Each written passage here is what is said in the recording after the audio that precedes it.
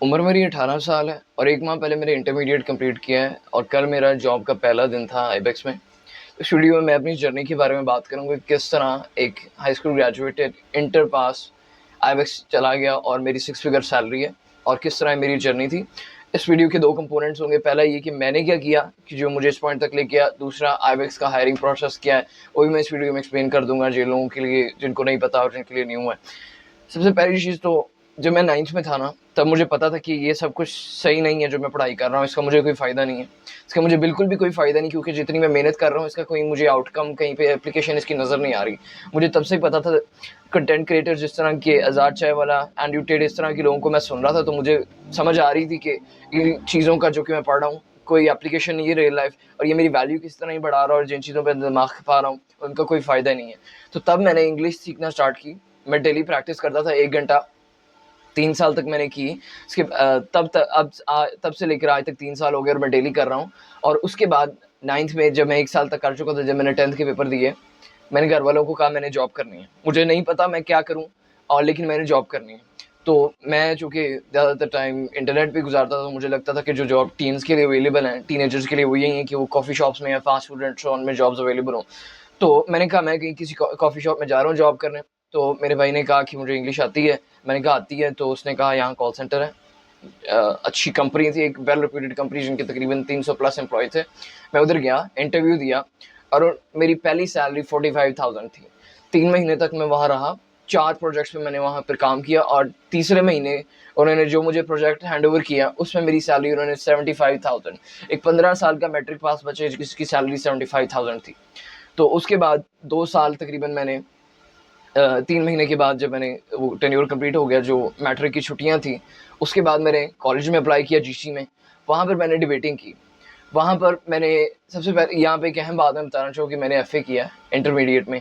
तो ये चीज़ थोड़ी मुझे लोगों ने बहुत से लोगों ने कहा कि क्यों कर रहे हो? ये क्यों, इसका कोई एप्लीकेशन नहीं है। मुझे तो पता था कि किसी भी चीज़ की एप्लीकेशन नहीं। मैंने एफएससी वालों को बहुत सारों को रोते हुए देखा था, तो मुझे लग रहा था कि एफएससी में मेरा कोई इंटरेस्ट नहीं था। तो मुझे लग रहा था, पता था कि अगर इससे बेहतर है कि मैं अपना जो ब्रेन की कैपेसिटी है वो किसी और जगह पे लगाऊँ।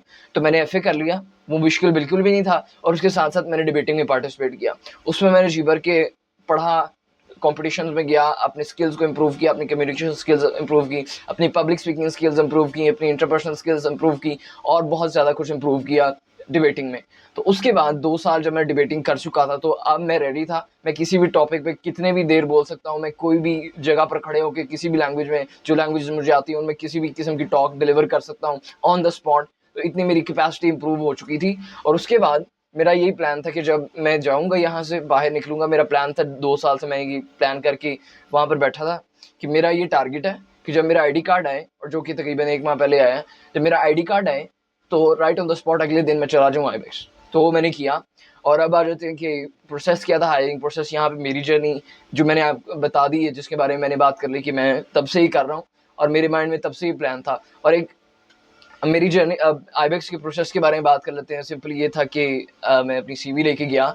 वहाँ पे उन्होंने मेरा पहला इंटरव्यू किया। उसके बाद थोड़ी देर बाद उन्होंने मुझे दूसरे इंटरव्यू के लिए रेफ़र कर दिया। और उसके बाद उन्होंने, यूजुअली तो तीसरा इंटरव्यू होता है जब एक शख्स पास कर लेता है, तो उसको वो 1 से 2 हफ्ते के अंदर-अंदर उसका तीसरा इंटरव्यू होता है। लेकिन जिस प्रोजेक्ट के लिए उन्होंने मुझे सिलेक्ट किया, और यहाँ पे एक और मज़े की बात है कि वो जिस प्रोजेक्ट के लिए उन्होंने मुझे सिलेक्ट किया वो टेक बैकग्राउंड उसमें रिक्वायर कर रहे थे। लेकिन जब सेकंड इंटरव्यू में मैं गया तो उन्होंने मुझे कहा कि आपकी फ्लुएंसी इतनी ज़्यादा है कि हम चाह रहे हैं कि आप उसी प्रोजेक्ट में जाओ, क्योंकि वो एक कॉम्प्लिकेटेड और हाई लेवल और हाई क्वालिटी प्रोजेक्ट है। तो हम चाहते हैं कि आपकी जितनी फ्लुएंसी है हम उसको उधर यूटिलाइज़ करें। तो मैं वहाँ गया। तो तीसरा इंटरव्यू भी मेरा लक ये था कि वो उसी दिन ही था, उसी प्रोजेक्ट के लिए तकरीबन 5 घंटों के बाद। तो तकरीबन मैं 2 बजे गया था पहले इंटरव्यू के लिए, और पहले इंटरव्यू के लिए 2 बजे गया, उतनी ही देर में दूसरा भी हो गया और तकरीबन 8 बजे तीसरा इंटरव्यू था, वो भी मेरा क्लियर हो गया। 1 हफ्ते बाद मुझे ईमेल आई कि आप अपने डॉक्यूमेंट्स दे दें, और उसके बाद मैं गया, डॉक्यूमेंट्स दे दिए और कल मेरा पहला दिन था। तो ये मेरी जर्नी थी।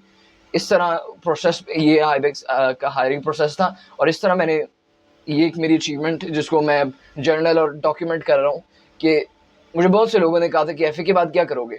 मैं उनके लिए वीडियो बना रहा हूँ, सॉर्ट ऑफ उस चीज़ को अपने आप को रिमाइंड करने के लिए कि एफए के बाद क्या करोगे? और यहाँ मैं हूँ एफए के बाद। कई एफ तकरीबन तकरीबन 98% एफएससी वालों से भी बेहतर। तो ये मेरे लिए एक बहुत बड़ी अचीवमेंट है and that's how I did it.